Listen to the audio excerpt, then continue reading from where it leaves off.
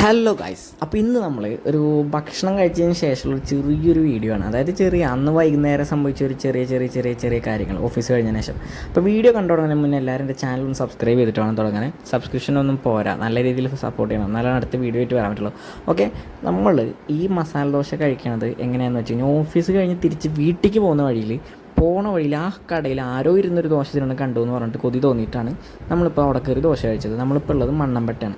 അങ്ങനെ അവിടെ നിന്ന് ഒരു ഫുഡ് അടി കഴിഞ്ഞിട്ടാണ് നമ്മൾ നേരെ വീട്ടിലെത്തിയപ്പോഴാണ് വിശേഷം. ഉപ്പച്ചിയും കൂടെ നമ്മളെ ഒരു പൊട്ടിയ സ്വർണ്ണത്തിൻ്റെ കഷ്ണമൊക്കെ ഉണ്ട്, അപ്പോൾ അതൊക്കെ ഒന്ന് മാറ്റണം എന്നൊക്കെ പറഞ്ഞിട്ട് ഞങ്ങളെ കൊണ്ടുപോയി കൂട്ടിയിട്ട് ജ്വല്ലറിക്ക് പോകാമെന്ന് പറഞ്ഞു. അപ്പോൾ നമ്മളെ സ്വന്തം വണ്ടിയിൽ ഉപ്പച്ചും കയറിയിരിക്കുന്നുണ്ട്. ആജുവിനും ഞാനും കയറിയതിന് ശേഷം ഉപ്പച്ചിനെ നോക്കി. ഉപ്പച്ചി കുറേ ഓട്ടം കളഞ്ഞിട്ടാണ് വന്നത് കേട്ടോ. കുറേ ഓട്ടം ഉണ്ടായിരുന്നു. അവരൊക്കെ വേണ്ട, നമ്മളാവശ്യമല്ലേ, അത് കാരണം പോകാമെന്നുള്ളൊരു കണ്ടീഷൻ്റെ പുറത്ത്, ഇല്ലെങ്കിൽ ഇനി ഞങ്ങൾ വരില്ല എന്നൊക്കെ പറഞ്ഞ് ഭീഷണിപ്പെടുത്തി കൊണ്ടുപോയതാണ്. അങ്ങനെ വേണമെങ്കിൽ സിമ്പിളായിട്ട് പറയാം. അങ്ങനെ ഞങ്ങളവിടെ എത്തി. അപ്പോൾ സ്വർണം പൊട്ടിയത് മാറ്റാൻ പോയ ആൾക്കാർ അവിടെ എത്തിയപ്പോൾ പുതിയ മാലയൊക്കെ മാല നോക്കണു, കൈച്ചേ നോക്കണു, കാര്യങ്ങളൊക്കെ ഏകദേശം കൈവിട്ട് പോകണ പോലെ തോന്നി. സ്വർണ്ണത്തിൻ്റെ റേറ്റാണെങ്കിൽ ഇപ്പോൾ കുറയില്ല, യുദ്ധമാണ്, കാരണം ഭയങ്കര റേറ്റ് കൂടുതലാണെന്നൊക്കെ പറഞ്ഞ് ജ്വല്ലറിക്കാരനും പറയുന്നുണ്ടായിരുന്നു. അപ്പം ഞാൻ വിചാരിച്ചു ഇനിയിപ്പോൾ കാലമായി വരില്ലേ, ഇപ്പോൾ വാവാൻ്റെ കല്യാണമൊക്കെ ആകുമ്പോൾ ഇതിനൊരു മാല എടുക്കണമെങ്കിൽ എത്ര രൂപ ആവും എന്നൊക്കെ അന്വേഷിക്കാനായിരിക്കും എന്നൊക്കെ വിചാരിച്ചു. അപ്പോൾ അതിൻ്റെ മുതലാളിയും കണക്കൂട്ടി കാര്യമൊക്കെ പറഞ്ഞു കൊടുക്കുന്നുണ്ട്. അപ്പോൾ ഏകദേശം ഞാൻ ആജുവിന് മേടിച്ച അതേ മോഡൽ ഒരു താലിയൊക്കെ അവിടെ കണ്ടു. അപ്പോൾ അത് നോക്കിയപ്പോഴും ഏകദേശം പഴയ മോഡൽ അവിടെ ഇരിക്കുന്നുണ്ട്. ആ ഒരു മോഡൽ അത് ഇപ്പോഴും ട്രെൻഡിങ് ആയിട്ട് പോകുന്നൊരു മോഡലാണ്.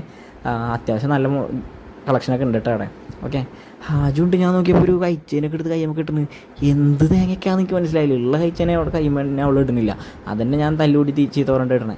പിന്നെ ഞാൻ അവിടുത്തെ കണ്ണാടി നോക്കി നല്ലൊരു സെൽഫിയൊക്കെ എടുത്ത് കുറച്ച് നേരം അവിടെ വായം വിളിച്ചു വന്നു. അങ്ങനെ അവിടെ നിന്ന് ഞങ്ങൾ കണക്കൂട്ടി ഞങ്ങളെ പൊട്ടിയതും പിടിച്ചതൊക്കെ പിടിച്ച് മാറ്റിയതിന് ശേഷം ഞങ്ങൾ അവിടെ നിന്ന് ഇറങ്ങാമെന്ന് വിചാരിച്ചു. ഗോൾഡൊക്കെ നമുക്ക് വലിയ ആളാകുമ്പോൾ വരാം, കാശൊക്കെ ആയിട്ട് വരാമെന്നൊക്കെ പറഞ്ഞ് ഉപ്പച്ചി പറഞ്ഞിട്ട് ഞങ്ങൾ അവിടെ നിന്ന് ഇറങ്ങി. അപ്പോൾ ഇന്ന് ഉപ്പച്ചിയുടെ ചിലവാണ് ഫുള്ള്. അവിടെ നിന്ന് ഇറങ്ങിക്കഴിഞ്ഞപ്പോൾ ഉപ്പച്ചിക്കും എന്തെങ്കിലും കഴിക്കണം. ഞങ്ങളാണെങ്കിൽ മസാല ദോശ കഴിച്ച് വയറൊക്കെ നിറഞ്ഞ് പാളിസായിട്ടിരിക്കാം. നമുക്ക് വലിയ ഇൻട്രസ്റ്റ് ഒന്നും ഇല്ലെങ്കിലും എല്ലാവരും കൂടെ ഒന്നിച്ച് പുറത്ത് പോയതല്ലേ. അപ്പോൾ ഞങ്ങൾ എന്ത് ചെയ്തു, ഇവിടെ പോയി ഈ ആരു സ്റ്റാർട്ട് സെൻറ്റർ എന്ന് പറഞ്ഞിട്ട് അത്യാവശ്യം അടിപൊളിയായിട്ട് സാധനങ്ങളുണ്ട് കേട്ടോ. ചേച്ചി തുടങ്ങുന്ന സമയത്ത് 1-2 ഇങ്ങനെ പാനിപൂരി വേൽപ്പൂരിയൊക്കെ ഉണ്ടായിരുന്നല്ലോ.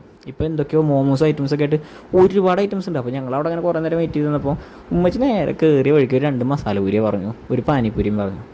ഞങ്ങൾ സാധാരണ ഇവിടെ നിന്ന് ഒരു ബേൽപൂരിയാണ് കഴിക്കാറ്. അത് ഞങ്ങൾക്ക് ഭയങ്കര ഇഷ്ടമായി. ഈ പട്ടാണിക്കടലേ അത്യാവശ്യം അടിപൊളിയായിട്ട് കുറേ ഐറ്റംസ് കിട്ടിയിട്ട് അടിപൊളിയാണ്. സാധാരണ ഈ ബായിമാരുണ്ടാക്കി തരുന്ന പോലെയല്ല, ഇത്തിരി വ്യത്യാസമുണ്ട്, അടിപൊളിയാണ്. പക്ഷേ കഴിക്കാൻ അതിലേക്കുള്ള മസാലയ്ക്കുള്ള ആ സമയത്ത് അവർ വറുത്ത് ചൂടാക്കി എടുക്കുന്ന ഒരു പരിപാടിയാണ്.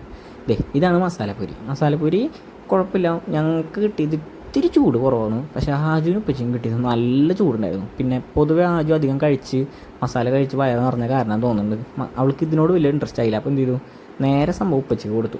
ഉപ്പച്ചി അവിടെ നിന്ന് കഴിക്കുന്നുണ്ടായിരുന്നു, ഉമ്മച്ചി അവിടെ നിന്ന് കഴിക്കുന്നുണ്ടായിരുന്നു. ആജു തീർത്തു, ഞാൻ അവിടെ സൈഡിൽ വായം പൊളിച്ച് കുറേ നേരം വെറുതെ ഇരുന്നു. അങ്ങനെ ഞങ്ങൾ കഴിച്ച് കഴിഞ്ഞിട്ട് ഞങ്ങൾ കഴിച്ച് കഴിഞ്ഞ സാധനത്തിൻ്റെയൊക്കെ ബില്ല് വരാൻ വെയിറ്റ് ചെയ്തു. ബില്ലും കാര്യങ്ങളൊക്കെ കൊടുത്തതിന് ശേഷം ഞങ്ങൾ അവിടെ നിന്ന് ഇറങ്ങാൻ നിൽക്കുമ്പോൾ കാണാനുള്ളത് എന്താ വെച്ച് കഴിഞ്ഞാൽ ഒരുത്തൻ എന്നെ നോക്കി ചൂടാവുന്നു.